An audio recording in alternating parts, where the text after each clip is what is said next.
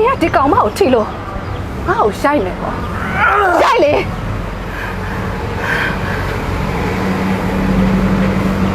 你妈一老豆真是要家下啦，啊？东家要找嘛，老边不得呀啦。ဒီမှာရှင့်လူကရှင့်ကိုမချစ်လို့ကျမစီလာတယ်ကိုလူကိုနိုင်အောင်ထင်နေတယ်ကျမကိုဘာလာပြောနေရလဲအဖွားကြီးအောင်လိုက်တာနော်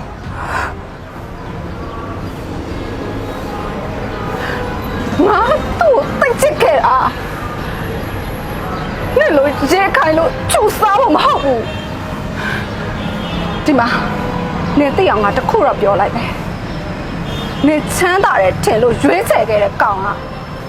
ဘာအလုပ်ကိုမှလက်ကြောတင်းအောင်မလုပ်တတ်တယ်လို့ဘာပိုင်ဆိုင်မှုမှလည်းမရှိဘူးငါတို့ကိုတိတ်ချစ်လွန်တော့တောက်ပြောင်ထားပေးခဲ့တာတဖိတ်ဖိတ်တောက်နေတဲ့အကြောင်းနင်တို့လိုဟာတွေကမြင်ပြီးတော့သဘောကျကြရောလေနင်သိချဖို့อ่ะ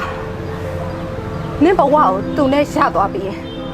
တောက်ပြောင်လိမ့်မယ်လို့တော့စိတ်ကူးရှင်မနေနဲ့သူ့အနာကိုတိုးသွားလေလေလောင်ကျွမ်းရလေပဲဥပမာငါလိုပေါ့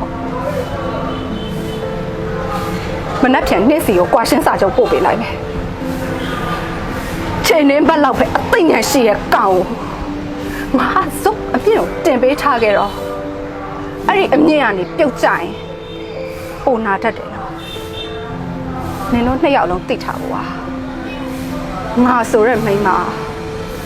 ဘသူမှမရှိပဲနဲ့လေတယောက်တည်းတောက်ပနိုင်တယ်